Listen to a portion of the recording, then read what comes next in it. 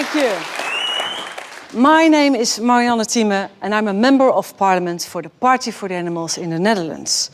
And our party is the very first in the world to champion the rights of non-humans in the national parliament. However, there are other problems in the world aside from animal welfare. So tonight I'm going to tell you some very hard truths about what we are doing to our planet. And I'm so pleased that you are ready to face up to these realities.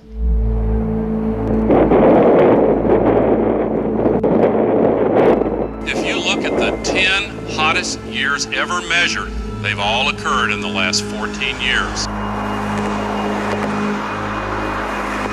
The world is heating up fast and we have ourselves to blame.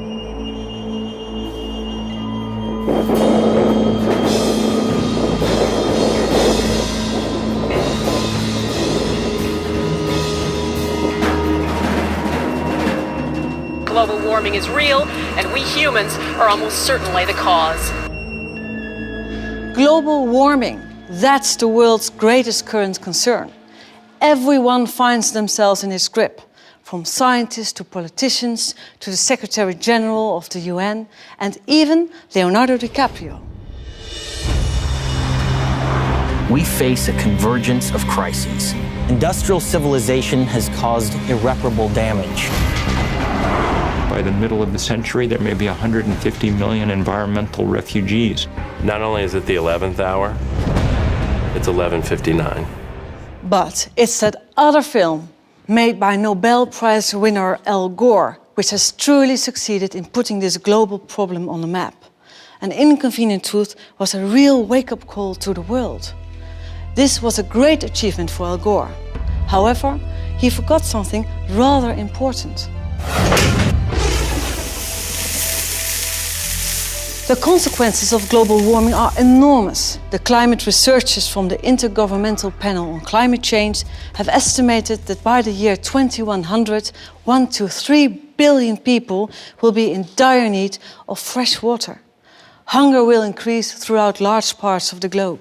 So it should come as no surprise that global warming is currently our foremost concern.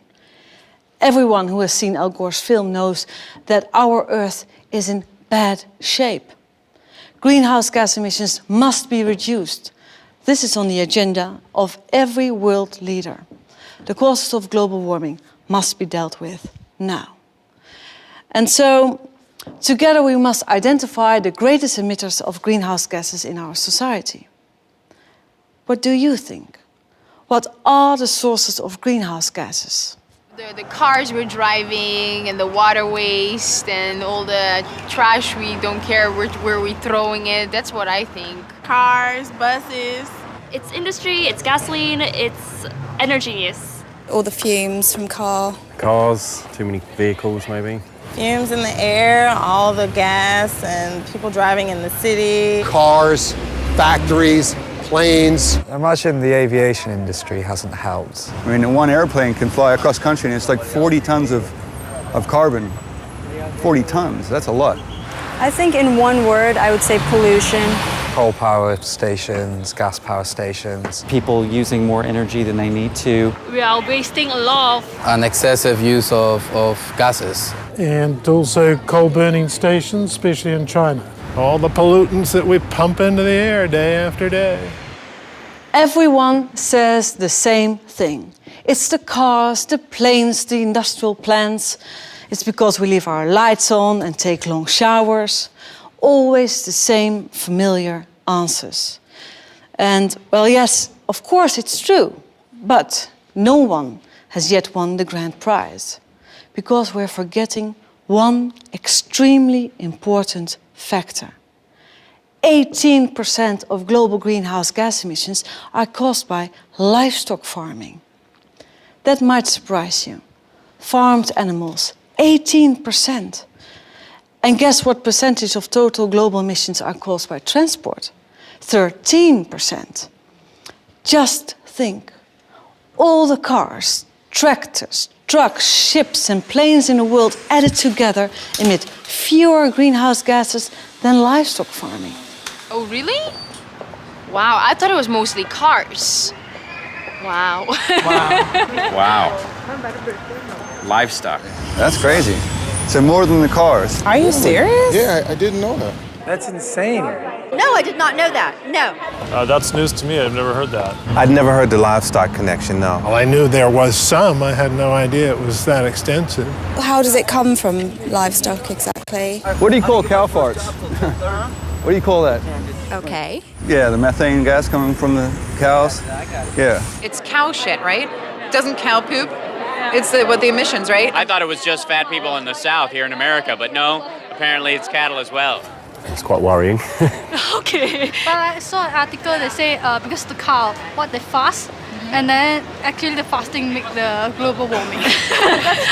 Yeah. But how can it be that farm animals place a heavier burden on the environment than the entire transport sector worldwide? Well, actually, it's rather simple.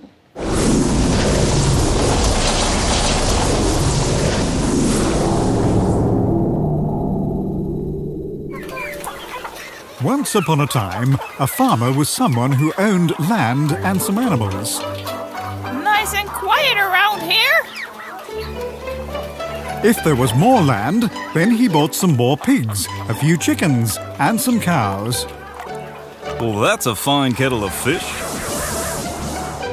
You know what? All that grubbing around outside takes far too long. We're going to fatten you up and fast. It's not a fairy tale storybook. You're there to be eaten. Not sure that's such a compliment, really. We'll squeeze you all together nice and efficiently, and you'll all get sick right away. You're telling me. Listen, Piggy, I'm not interested in your personal vision right now. In the Netherlands alone, you lot produce 70 billion kilos of dung. Do you know how bad that is for the environment and the climate? Sorry for living. Did you know that cows of all farm animals are the largest producers of greenhouse gases, mostly through all that belching and farting? Do you know what the problem is? You're eating us out of house and home. Who was just so pleased about fattening us up?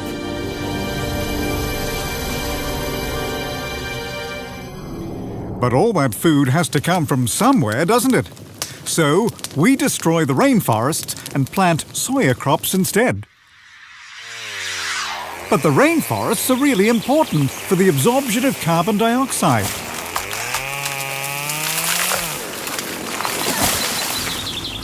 And then we spray the stuff with pesticides and we ship the soya off to Europe where it ends up in your feeding troughs. So well organized. What are you people up to? Well, that's not our fault. Who actually wants to eat meat anyway? The consumer, okay? Is there something wrong with that?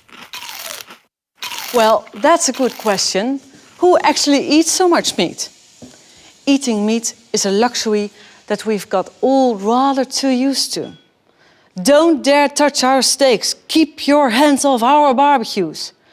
But once it becomes clear that all this meat is making a major contribution to the destruction of our Earth, shouldn't we think again? And yes, I hear some of you thinking, here we go again, yet another vegetarian fanatic. But I'm certainly not the only one who's worried about this issue.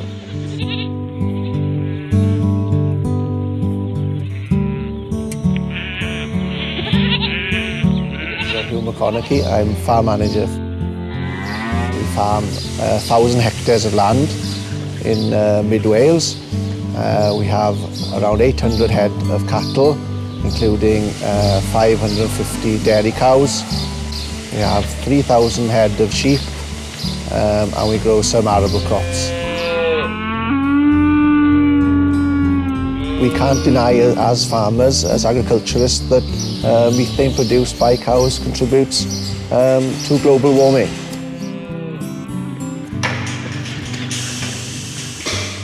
I'm David Davis. I work at the Institute of Biological, Environmental and Rural Sciences at Aberystwyth University. Cows have a very complex digestive tract, more complex than humans. Within their stomach, they are able to digest plant fibre, and humans cannot. To do that, they need a very complex mix of bacteria and fungi and protozoa within their digestive system. Now, these microorganisms do not have access to oxygen, and the food that we eat as people gets converted into carbon dioxide and water. Because ruminants in the rumen don't have access to oxygen, they need to produce a different range of end products. And one of the key ones from the rumen is methane. When you compare with carbon dioxide, methane is 21 times more potent. The cow eats the feed in front of it, and it goes into its stomach, and as a result of that, the cow burps a lot. And this gas, which is produced when the animal burps, is one of the gases linked to warming and the greenhouse effect.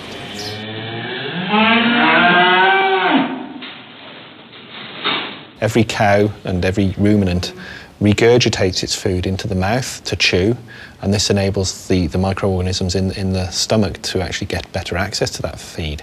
And whilst they're regurgitating it, they're actually releasing methane. So every time the cud, as it's called, comes into the mouth, a small amount of gas will also be released, and this will contain a large proportion of methane. No, you don't notice anything about it because it's just a natural process which occurs in all ruminants. The dairy cow that's producing 8,000 to 10,000 litres of milk every year will produce around 500 to 700 litres of methane every day. So your average cow will produce around 700 litres of methane per day. This is equivalent to the amount of greenhouse gas CO2 emissions produced by a big 4x4 vehicle travelling around 35 miles per day. The ruminant population within the world is probably growing, and it has to grow in line with the growth in population in order to feed that population. I think it should concern everybody. In 2006, the Food and Agriculture Organization of the UN, the FAO, published an important report which first brought the link between livestock farming and climate change to light. I'm now going to speak to Dr. Henning Steinfeld, the chief author of this report. Dr. Steinfeld, you have calculated that livestock farming is responsible for 18% of greenhouse gas emissions. That's quite a lot. In fact, 18% is quite a lot. It has to do with the fact that in this assessment we took into account all the changes in land use that are related to livestock, the production of animals in terms of methane, the manure management in terms of also methane and nitrous oxides, and the various steps of the feed production, livestock production, processing, transport, and so on that have to do with livestock and feed commodities. And this is how you get to 18%. Okay. How did you respond yourself when you were confronted with these figures? I knew it was high. I knew also the impact on water and biodiversity was going to be very significant. I didn't expect it to be quite as high, but this is the figure we came up with. And what do you think? What was the most shocking, amazing conclusion from your report? Well, I think one of the issues is that this huge environmental impact that livestock have is not well understood by the public. It is not even well understood by the farmers themselves. So there is actually a strong case for regulating the livestock sector much more than is currently the case. Thank you. Everyone is talking about global warming and trying to find out why it is happening.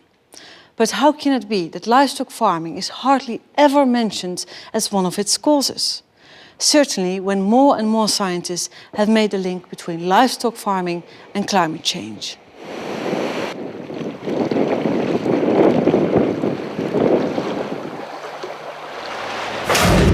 It's not generally known, but between 40 and 50% of all cereals are not eaten by humans, but by livestock. And for soy, that's about 75%. If you consider that it takes about 7 kilograms of grain, that's corn and soybeans, to just make 1 kilogram of beef, we're talking about hundreds and hundreds of hectares of soy being planted in former rainforest to provide meat. That's not a very efficient way of producing protein food.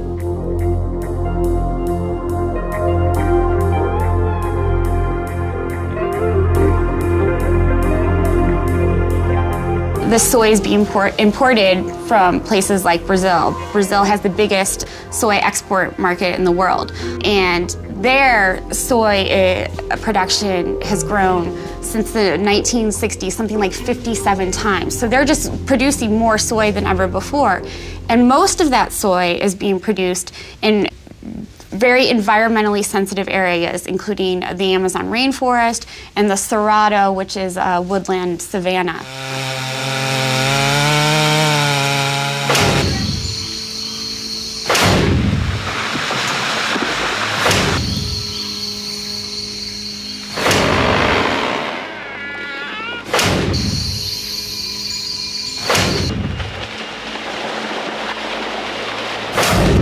What can I say? It's a disaster. The main drawback is losing biodiversity, but indirectly it's also influencing climate change. It's speeding up the climate change that's already occurring. Carbon sinks are places in the world like the rainforest or the Cerrado or some agricultural lands that soak up and sequester carbon. And when those are lost, we're losing a very important tool in the fight against global warming.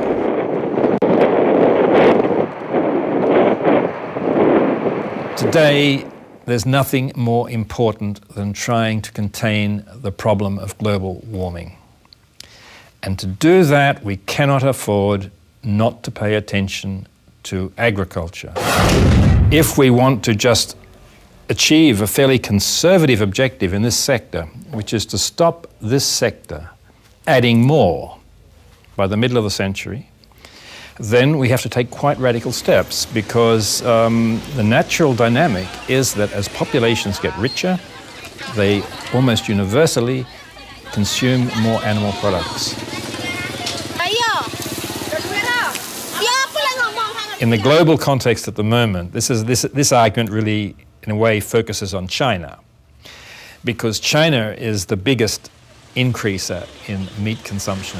It's doubling every 10 years. The population of pigs and chickens in China is doubling every 10 years. These are monogastric animals. They don't create a greenhouse gas problem in terms of methane release, but they do create environmental problems because they have to be fed. And the feedstuffs have to come from global sources, and they come from soybean production in Brazil, which comes from deforestation and so on. If the rich countries keep on consuming at their high level, and countries like China come up to our high level, then the situation will be much worse, and that will make it very much more difficult to achieve global warming targets overall. So it's rather strange that most governments only focus on quick fixes, like taxes on gas guzzlers. Certainly when you realize that research shows that in a year, a cow in the Netherlands will produce just as many greenhouse gas emissions as a car that drives 70,000 kilometers. 70,000 kilometers. This means driving around the globe more than 1.5 times. In a medium-sized car, I should add. The image we get to see of global warming is always so one-sided. We only get to see factory chimneys and traffic jams. Where are the public information campaigns about the relationship between carbon emissions and eating meat? I certainly haven't seen them yet in the Netherlands, despite the fact that we slaughter 500 million animals here each year. Animals, however, discover exactly what factory farming is very early on in their lives. Piglets, for example, are castrated without anesthetic. Their tails are docked, they are forced to live in dark concrete stalls, and usually only see daylight when they are taken to slaughter. It's not much different for other factory farmed animals. Take laying hens, for example. They are crammed into battery cages and their beaks are trimmed to stop them from pecking one another. Since 2006, I have represented the Party for the Animals in the Dutch Parliament, and I strive to put an end to these kind of practices. But my work doesn't just stop at animal welfare. It's only recently that the Dutch Environmental Agency has sounded the alarm at the speed at which we are exhausting the earth and its resources. The Netherlands uses 4 times its own surface area to produce what we consume. Think of it like a buffet. We are heaping up our plates with enough food to feed 4 people, which means that there will be not enough left for those at the back of the queue. 1 billion people on our planet suffer from obesity, while elsewhere 1 billion people go to bed hungry every night. Something is seriously askew, and we should really talk about it. Right now, half of the total global wheat harvest is used as livestock feed to support our meat and dairy consumption. Half of the entire harvest, while at the same time people in poor countries are starving. And there doesn't seem to be an end to this. We keep on consuming more and more and more, and in the future we'll have to exploit other people's natural resources even more than we do now. And this will be at the expense of those people, clean water, clean air, and also our environment. So let me sum this up for you. Scientists say that it simply takes far more land and energy to produce animal protein than plant-based ones. To produce animal products, you need up to 10 times as much land as needed to produce vegetable products. And this is due to the fact that all this land is needed to produce feed for these billions of farm animals. Films like An Inconvenient Truth have made a very important contribution to the debate on global warming. Yet the only cow that I saw on screen symbolized Little Elle's picture-perfect youth in Tennessee. In the whole Inconvenient Truth, not a single word was said about livestock farming or the impact of this polluting industry. Dr. Steinfeld, how is it possible that livestock doesn't play a role in the discussion about global warming? Well, I think that the fact is that in the climate change discussion, much of the focus is on carbon dioxide. And the carbon dioxide emissions, if you look at the livestock sector, only make up about 1/3 of the total greenhouse gas emissions. Nitrous oxides and methane don't come very strongly into the debate, but they are much more potent in terms of greenhouse gases than carbon dioxide, and they need to be factored in. But Al Gore didn't say one single word about the livestock industry in his documentary. What do you think? Didn't you miss the aspect as well? It is certainly missing. The entire aspect of food is missing. And I think everyone needs to know that food and agriculture contributes to climate change and has environmental impact. And one needs to make choices if one wants to be environmentally friendly that are in line with the environmental impact of producing various types of food. Well, I think he should have said something about it. Have you ever tried to convince him? Well, I'm not someone who knows Al Gore personally. I think that at my level, publishing results and talking at conferences and talking to the media, such as in this case, is all I can do. Well, thank you. He doesn't know it either. So I went to the United States to find an answer to this question. Unfortunately, Al Gore was busy, but I did manage to speak to some other people who had quite a bit to say on the subject.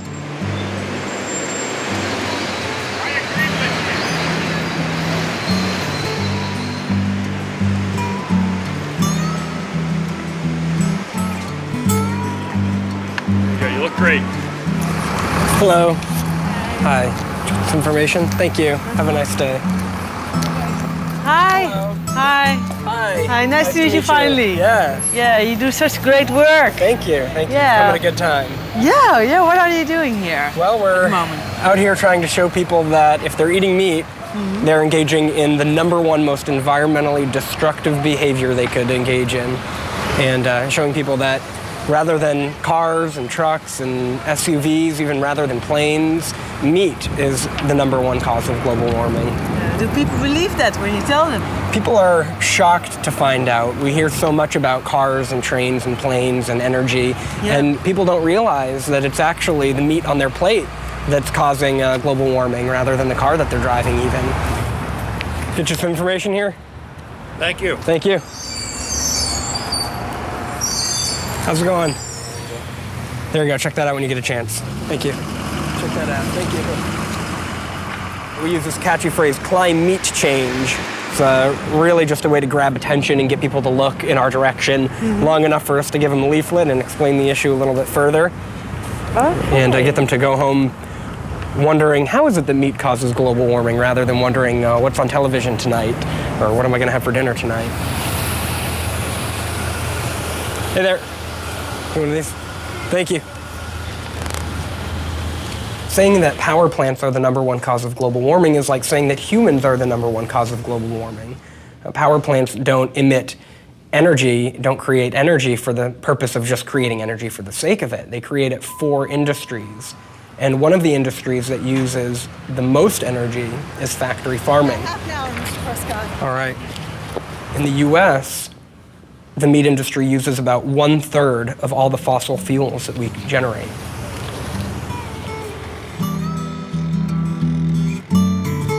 Headquarters of People for the Ethical Treatment of Animals, in short, PETA. They have almost 2 million members and are active worldwide. I love this one as well. Oh, yes. This is very famous one. We've got this. I suspect that for Al Gore and for a lot of other people, it's just too inconvenient of a truth. Gore was a politician and is beholden to a lot of industry people in many different industries, probably in the meat industry too. And while he certainly has done admirable work, it's disheartening, to say the least, that he has continued to ignore the fact that the meat he's eating every night for dinner is the #1 cause of global warming.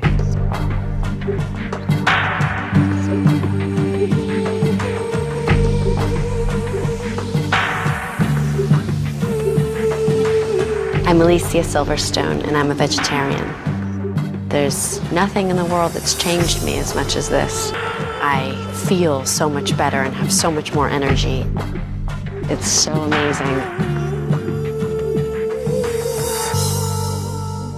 There's a prominent environmental group in the US called Environmental Defense, and they recently wrote on their website that if every American replaced chicken with vegetarian foods in just 1 meal per week, it'd be the equivalent in carbon dioxide of taking about 500,000 cars off of US roads.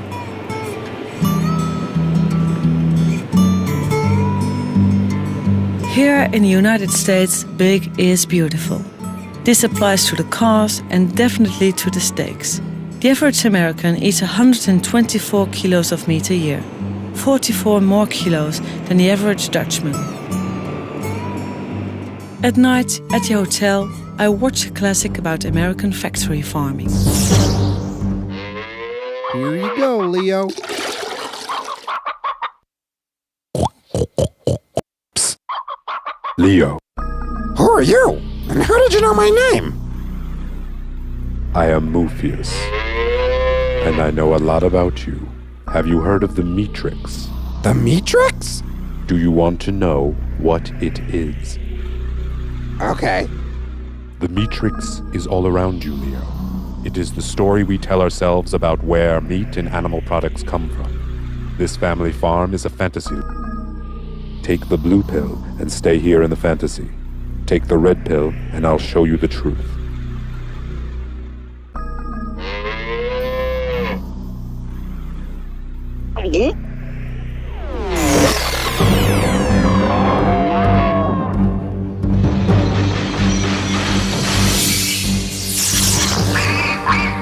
Welcome to the real world. Wow! What is this horrible place? This is a factory farm, Leo. Places like this are where most eggs, milk, and meat come from. How did this happen? I'll show you. In the mid-20th century, greedy agriculture corporations began modifying sustainable family farming to maximize their profits at great cost to both humans and animals. Factory farming was born. Animals are packed as closely together as possible. Most never see sunlight, touch ground, or get fresh air. Many can't even turn around. These cruel conditions cause fights and disease amongst the animals. To fix this, the corporate machine began systematic mutilations, practices such as debeaking chickens. And they started adding a constant dosage of antibiotics to their feed, just to keep these poor wretches alive. This overuse of antibiotics breeds super strains of resistant disease-causing germs. Every day we get closer to an epidemic that cannot be stopped. Ew! What's that smell? 12 million pounds of excrement. This pollutes the air and groundwater. That's why communities near factory farms often suffer from high levels of related sicknesses. Well, it smells like shh. And what's more, factory farming corporations have been destroying communities and mistreating their workers for decades. Since 1950, over 2 million small hog farms have disappeared. If they continue at this rate, there'll be no real independent family farms left.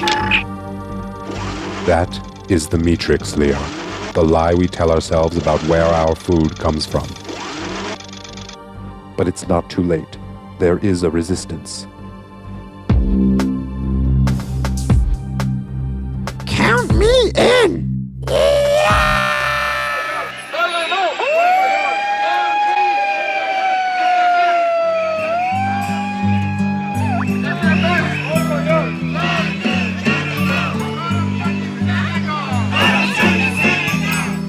Washington, city of politicians, policymakers, lobbyists and activists. Think of the seals when you buy your meals! Boycott Canada! Today, a demonstration against the seal hunt is held at the Canadian Embassy. Think of the seals when you buy your meals! Boycott Canada! This demonstration was organized by the Humane Society of the United States, America's largest animal welfare organization with 10 million members. 30 minutes later, I have an appointment on Capitol Hill with Wayne Purcell, the president of the Humane Society. Hi. Hello there. Hi. Hello there. Welcome to the United States. Welcome to Washington, our nation's capital. Thank you. And we're so proud of what you've accomplished in Thank Holland you. with your election. We all took note last November of how you were elected, and you're the first party for the animals in the world to achieve this. True. So thank you. And we Thank look you. forward to learning about what you've done. Oh, okay, it's so nice to meet you finally. You're the biggest organization on animal welfare. Yes, we are. We have 10 million supporters here in the United States in terms of paying supporters. Yeah. And then, of course, we have millions more who believe in what we're doing, and we're here to organize that sentiment to achieve political reforms for animals, among doing other things. We try to pressure corporations to do the right thing, and we educate the public, and we do hands-on care of animals as well. But the political work here in Congress is very important. Hi. You guys quit. 1, 2. Factory farming is the biggest abuse of all, because in the United States alone, there are 10 billion animals raised for food. It's an extraordinary number, and the average American eats 80 or 85 animals per year. And we want to see that number reduced, and we want to see the animals out of these terrible confinement systems. Why do you think Al Gore didn't mention factory farming? You know, I think that he probably thought that he was giving a lot of information already to people with an inconvenient truth, and maybe he thought people would shut down if it affected them too personally. Because it gets very personal when you're talking about eating animals and you're talking about something that is part of the American diet. He thought, oh, well, this is going too far. But the public is slowly waking up. I do not believe that we can have a good situation for animals or the environment if we continue to eat as much meat as we are eating.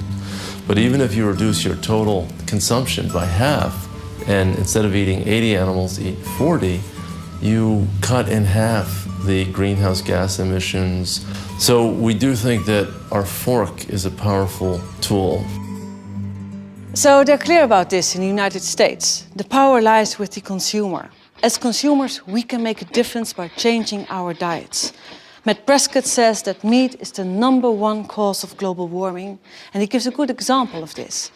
If every American ate no chicken for just 1 day a week, then this would reduce just as much pollution as taking 500,000 cars off the road.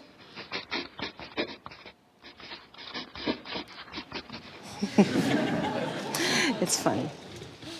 Okay, I can hear you thinking, meat and other animal products are bad for the environment. I get it. But don't we need meat and milk for our health? Where else do we get the calcium for our bones, the iron for our blood, and the vitamins and minerals we need to keep us healthy? Advertisers and food producers have done so much to indoctrinate us that you nearly end up believing it.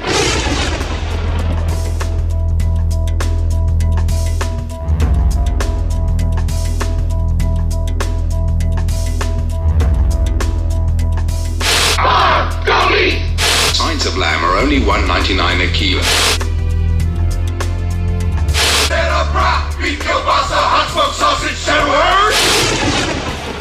The message is clear. Milk is essential, meat is good for you, cheese is healthy for us all. But who benefits most from meat and dairy products? The consumer or the producer? Do we really need all that animal protein? Generally speaking, there's not a real problem for health if we have much lower meat consumption, and there are potential benefits. I mean, after all, colon cancer is one of the commonest cancers in high-income countries, and the risk of colon cancer is higher with high meat consumption. So there'll be a real benefit in terms of lowered colon cancer risk, for example. Going from our level of consumption to something that's just a bit below half of that would not involve any significant health harms and would almost certainly bring health benefits. As you probably already guessed, I'm a vegetarian. I actually used to like eating meat quite a lot. But that was until around 12 years ago when I saw a Dutch TV documentary called What the Cow Wants. It contained some really bizarre footage. Deze penskanule is een paar jaar geleden gemaakt. En daar kunnen koeien heel lang mee blijven leven. Soms wel meer dan 10 jaar. Dat is een gat met een diameter van een 10 centimeter. Daarin zit een siliconen ring met erin geklemd een deksel. Als ik nu druk, dan moet het mogelijk zijn om deze deksel naar binnen te drukken. Nu is die open. De deksel is eruit, kan eruit. En hier hebben we dus een gedeelte van de grassilage die het dier zojuist gegeten heeft. When I saw this, for me, that was the very limit. Animal diseases, animal suffering, animals that were no longer treated as living beings. I had seen it all. And I thought, no, not in my name. I want no part in this anymore. En zo kan het dekseltje er weer op. In the factory farming industry, animals are adapted to the food that we choose to give them and to the massive stalls in which they are forced to live. They are mutilated, they are given antibiotics to stop them getting sick. Pigs are now sometimes even given anti-stress pills to help them cope with their unnatural living conditions.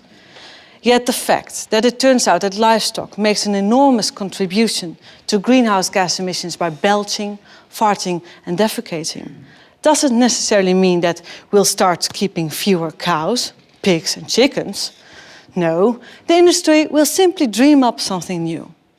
Would you believe it? They now even make fist-sized pills to stop cows from farting so much. But you know, consumer resistance against factory farming is steadily growing due to the increasing awareness of animal suffering that it entails. And sometimes you come across people from an entire different background who surprise you. It was in America that I met a man who is known as the mad cowboy. He was a factory farmer who got out of the livestock industry and went vegetarian around the time of the mad cow disease crisis in Europe.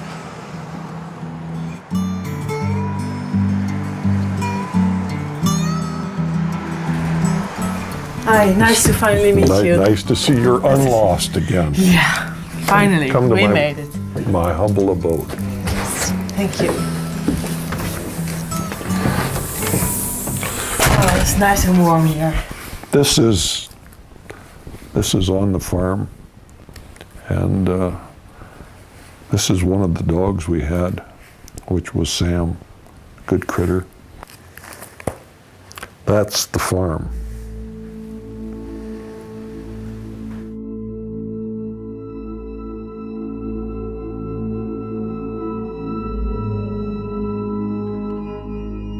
I'm a fourth-generation farmer, rancher, feedlot operator from Montana. At one time, I had 7,000 head of cattle, 12,000 acres of crop, and 30 employees. I spent 45 years of my life in production agriculture. Not something I learned from a book.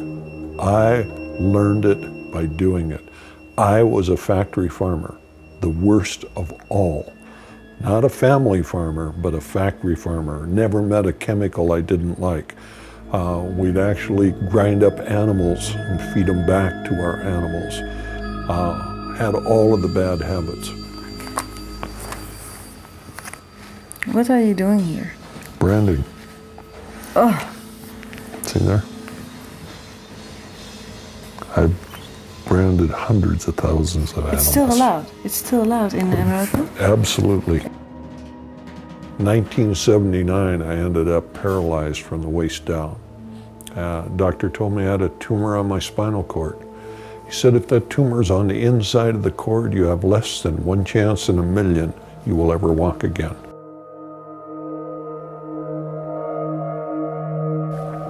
Made me stop and think for the first time in my life that I was part of the problem, not part of the solution. I saw the birds die, I saw the trees die, I saw the soil changed. And it was not until I was paralyzed that I was willing to admit that I was the problem. I ended up with a 1 in a million operation. I've walked out of the hospital with a 1 in a million operation, but I walked out a much different individual than I walked in. I knew that what we were doing was wrong, was absolutely, totally non-sustainable. Here's a scone that my wife made. Try that.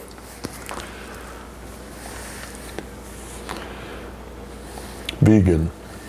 Everything in the house is vegan. Yeah. There's no animal products in anything that we have here. Oh, and it tastes good.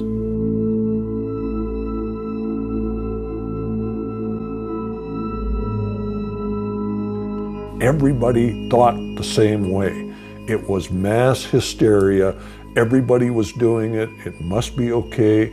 You started from the time you were a child. And can you imagine what it was like when I first asked myself the question, should we be eating animals? It was one of the most thought-provoking questions I ever had in my life, because I had never even considered that. No. And when you stop and think about it, it is so straightforward and open. Should we eat animals? Absolutely not. Do we need them for protein? Absolutely not.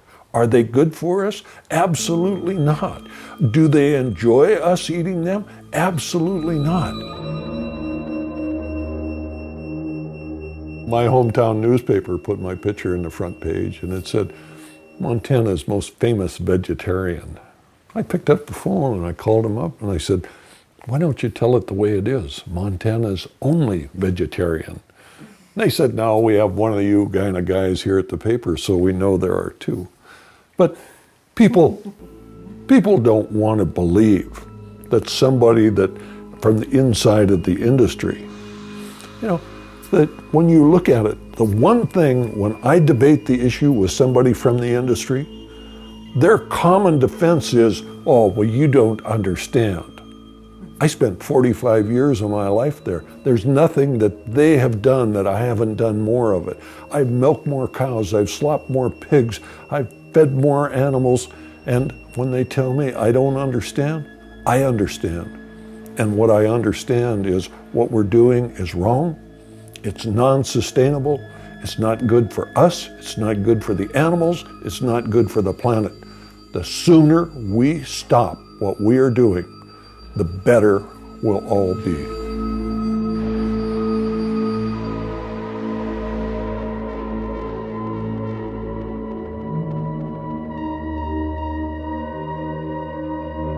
Did you also notice that there are more women vegan or vegetarian than men? Well, yeah. You know why? Tell me why. They're smarter. Ah. Yeah. Do you know why women live longer than men? Tell me. Because men have to live with women. You know, what I did is I went out on the road and I started talking to people. I traveled about 100,000 miles a year. It was not unusual for me to do 3 or 4 lectures a day. Some of the groups were large, some of them were small. The largest group I ever talked to was 40,000. The smallest was 2. We should never count the crowd. You never know how many people that are there are going to get the information. My job was not to save the world. My job was to do everything that I could do so people would make better choices. And I've done that now for over 20 years. And I think that when I had the opportunity, I was able to change the way a lot of people thought. Was it going to be enough? I don't know. But I did what I could. Do you think there are more vegetarians now? Oh, sure. You know, my hometown actually had a vegan restaurant. Isn't it amazing? The man that gets the Nobel Prize for the film on global warming neglects the #1 cause of global greenhouse gases? Does that give you some idea of the power of the industry? That a man that was out there to change the world on global greenhouse gases, do you think he did not know about it? Or was he just unwilling to stand up to the power that they had? When I went on the Oprah show and I told a few million people that we were grinding up cows and feeding cows, they sued Oprah, Harpo Production, and myself for 6 years in court. Cost us hundreds of thousands of dollars to protect ourselves for telling the truth. My reaction is that free speech not only lives, it rots. Maybe Al Gore was worried about the power of the industry, or maybe he was self-serving because he actually raises cattle himself. And if you look at Al, since he left office, there's no doubt in my mind that he's eating well too many of them.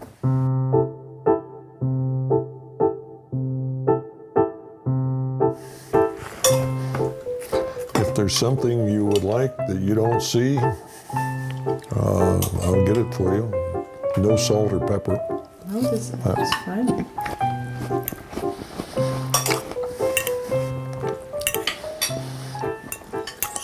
What was your favorite meat product when you were? Hamburger. Hamburger? You ate a lot of hamburgers? Yep. The best meal in the world was pork and beans, potato salad, and hamburger. I could eat that 3 times a day, every day. Breakfast, lunch, and dinner. Didn't make any difference. Really? Loved it.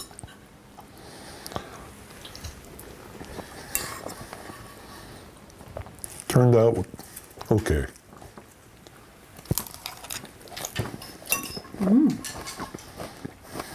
Why so, not say it turned out great? Well, if my wife cooked it, it'd been better. But it just goes to show that if an old cattle farmer can do this, anybody can do it.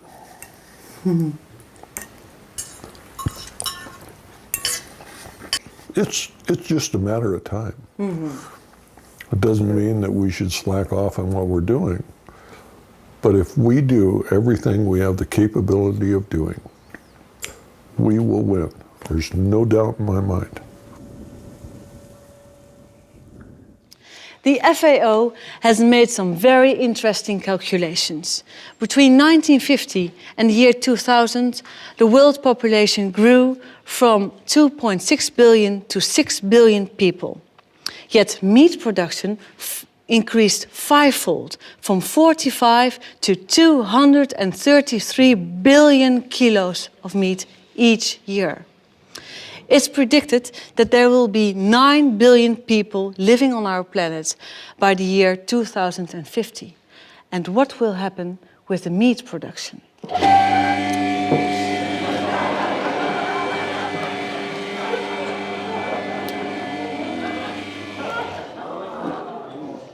The meat production will double to 450 billion kilos of meat by the year 2050. And of course, the greenhouse gas emissions will double too. And I'm talking about kilos of meat every time, but of course we are talking about living and breathing animals. In a lifetime, the average European will eat 7 sheep, 24 rabbits, 43 turkeys, 789 fish, a third of a horse, 5 cows, 42 pigs, and 900 chickens. So the average European devours 1,800 animals in a lifetime. If every person on our planet were to do the same, we would need 142 billion animals every year. In truth, the agricultural sector worldwide has gone off the rails. The cycle has become completely disrupted because we have started to produce meat as cheaply and intensively as possible. Forests in South America are disappearing because Europe demands huge amounts of animal feed. The gigantic factory farming industry in the United States, the huge level of meat consumption in the Western world, all at the expense of the climate, biodiversity, drinking water, and food for the very poorest people on Earth. If we don't change our eating habits, we will be consuming 450 billion kilos of meat by 2050. What does that mean for our planet? Dr. Steinfeld, what does it mean for our planet? What's your scenario? Well, there is a pessimistic scenario, and that is that nothing is done about it, and we continue to produce animals in the way we do right now. And in that case, the environmental impact is going to deteriorate beyond measure. And there is a need to urgently address this issue and to deal with waste, to deal with greenhouse gas emissions, to deal with biodiversity losses. And measures are available, technology options are available. What is lacking is the political willingness to act on these and to steer the livestock sector into a more sustainable way. But suppose we eat no meat for, let's say, 1 day a week. Will that have any positive impact on the environment? What do you think? Well, the impact of livestock production is probably disproportionately high compared to other sectors. So reducing consumption is likely to have a positive impact on the environment. What do you expect? Are we going to eat less meat in the future? I think that the human health concerns and the welfare, animal welfare concerns and the environmental concerns will be increasingly appreciated by a growing number in the public, and that will lead to a slow decline in, at least that's my personal prediction, to a slow decline in the consumption of meat in particular. Okay, thank you. Dr. Steinfeld is not very optimistic, but he also points to a lack of real political will to change things. Yet, is this enough to lead us to despair? Well, I don't think so. There are some rays of hope, tiny rays of hope. I think that is just because people simply don't know. I'm sure that if they knew, they'd want to change their eating habits. But even politicians, who you would expect to know more, haven't got the faintest clue. This became crystal clear during a recent debate on deforestation in the Dutch parliament. De ontbossing, meneer Blom, zoals u weet, wordt voor een heel groot deel ook veroorzaakt door onze intensieve veehouderij. Ja, ik vind het altijd verbazingwekkend hoe de Partij van de Dieren in staat is om een onderwerp per interruptie te introduceren wat absoluut niet gaat over de tekst die ik hiervoor uitsprak. U moet mij niet kwalijk nemen dat ik geen idee heb wat de relatie is tussen intensieve veehouderij en de relatie tot ontbossing. Ik weet niet waar. Het spijt me, maar dan moet ik u helaas het antwoord op schuldig blijven. Nee, dat zie ik me waarschijnlijk niet, maar ik weet het gewoon niet. Well, in fact, it's all so simple. Less meat, fewer animals, reduced greenhouse gas emissions, reduced water use, and less deforestation. Johan Rank has directed music videos for Madonna, Beyoncé, and Robbie Williams. And when he heard about the environmental problems caused by livestock farming, he thought, shit, man. And made a very simple yet very effective short film that I don't want to keep from you.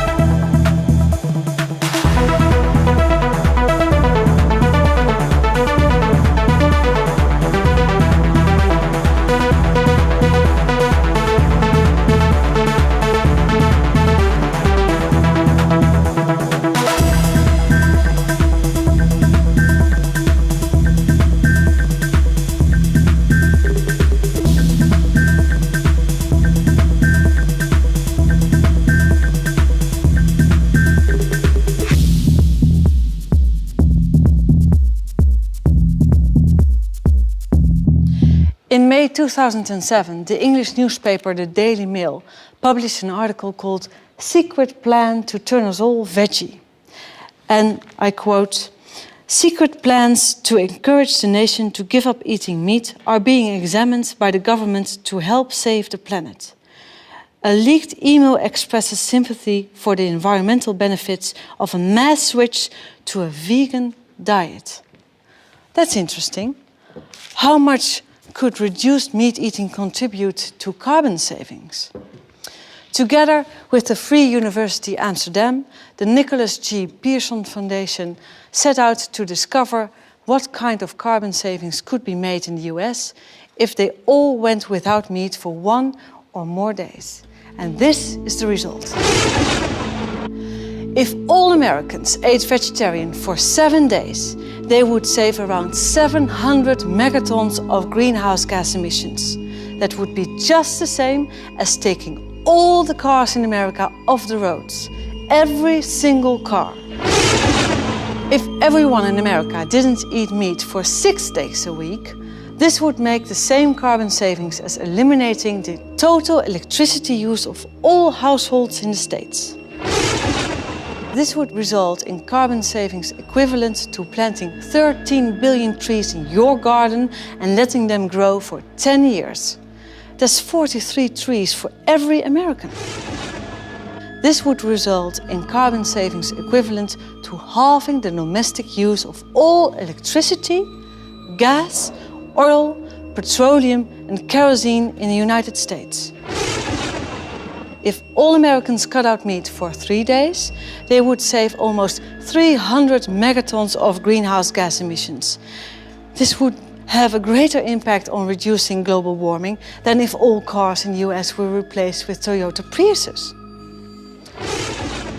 This would have the same positive effect on reducing greenhouse gases as replacing all household appliances like fridges, freezers, microwave ovens, dishwashers, washing machines, tumble dryers, and so on and so forth.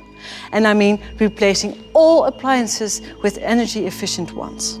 Wouldn't that be great? What do you think?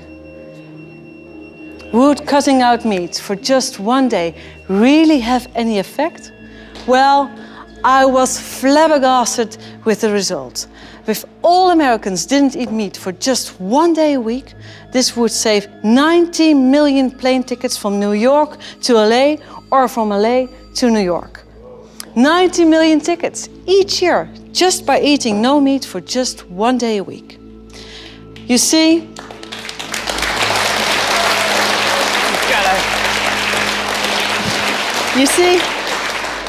a small step for a man is a giant leap for humanity and all living creatures. And you don't have to wait. You can start today with your own tasty and simple solution to the climate problem. The question we have to ask ourselves is simply, how many days a week shall I go without meat to reduce global warming? I think it would help, especially if they did 1 day a week.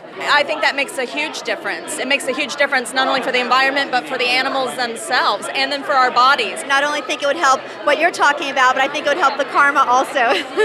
Greenhouse gas is a really important thing. Global warming is really important. But does anybody ever talk about the amount of water it takes? There's so much waste. And I think if more people were aware of that, they would make the choice, because it's a very easy thing to do. It's a very easy choice to make, to just skip meat for a day, 1 day a week, and then 1 day becomes 2 days, and then 2 days becomes 3 days, and gradually it can make a significant impact. Absolutely. Being a vegetarian uses 1/10 the resources than eating meat does, so obviously it would help, perpetuate human life on Earth if everyone did. Hopefully it all turns around. I think it definitely was the missing part of the inconvenient truth. Animals are suffering, people are suffering. I mean, we need to do something quickly. You can't be a meat eater and call yourself an environmentalist. You can get a lot of protein from peanuts. I was raised in Canada, meat and potatoes. I never was a big meat eater my whole life, but you're raised that way, and it's really hard to switch gears. So I think when people just do the best they can. Should all eat less animals, or maybe just none. I think that would make a tremendous difference. You don't have to go 100% vegetarian, but we don't have to just have this mass gorging of meat that happens especially in the United States of America. Yes, I don't expect everyone on the planet to give up all meat. I think that's unrealistic, but I do think we could get people to understand that meat shouldn't be something they have for their own health on as regular a basis as they do have it. People don't think twice when they eat meat. People don't think twice the way their meat is manufactured. People don't think twice about those factory farming practices because it's not as close to them. But yet, if you're driving in a car, an SUV that may be much bigger and is not a hybrid, possibly like your car, is something that you can pick on. It's an easy thing to pick on, but we need to start picking on ourselves, and we need to start picking carefully what we eat, how we eat, when we eat it, where we get it from. We need to do the research and do the work to find those things out and make ourselves smarter. So if we're going to talk about SUVs and car emissions, we can also be smart enough to find out where most of those emissions are actually coming from. Right.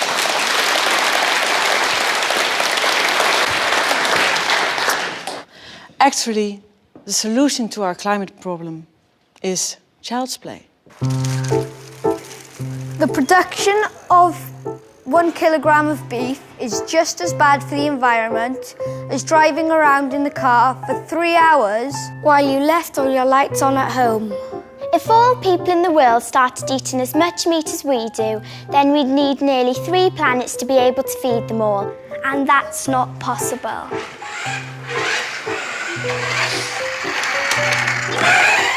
If we all didn't eat meat for 3 days a week, this would lead to the same carbon savings of halving the electricity use in all households in the United States.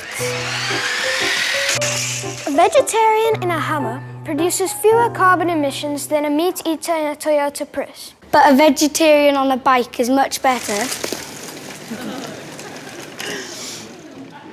There are hundreds of millions of vegetarians today, and many more people who have already started eating less meat.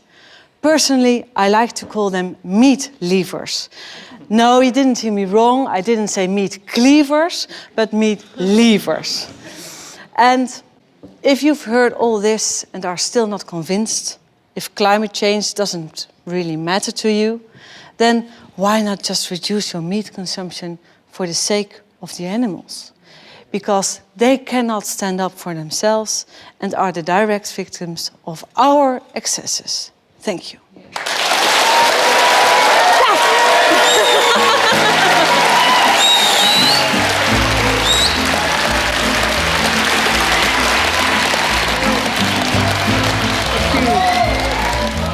Fat and docile, big and dumb, they look so stupid, they aren't much fun. Cows aren't fun. They eat to grow, grow to die, die to be et at the hamburger fry. Cows well done. Nobody thunk it, nobody knew, no one imagined the great cow guru. Cows are one. He hid in the forest, read books with great zeal. He loved Che Guevara, a revolutionary veal. Cows say tongue. He spoke about justice, but nobody stirred. He felt like an outcast, alone in the herd. Cow doll drums. He moved, we must fight, escape or we'll die. Cows gathered around, 'cause the stakes were so high. Bad cow pun. But then he was captured, stuffed into a crate, loaded onto a truck where he rode to his fate. Cows are bummed. He was a scrawny calf who looked rather woozy. No one suspected he was packing an Uzi. Cows with guns. They came with a needle to stick in his thigh. He kicked for the groin. He pissed in their eye. Cow well hung. Knocked over a tractor and ran for the door. 6 gallons of gas flowed out on the floor. Run, cows, run. He picked up a bullhorn and jumped up on the hay. We are free-roving bovines. We run free today. We will fight for bovine freedom and hold our large heads high. We will run free with the buffalo or die. Cows with guns. Crashed the gate in a great stampede, tipped over milk truck, torched all the feed. Cows have fun. 60 police cars were piled in a heap, covered in cow pies, covered up deep. Much cow dung. Black smoke rising, darkening the day. 12 burning McDonald's. Have it your way. We will fight for bovine freedom.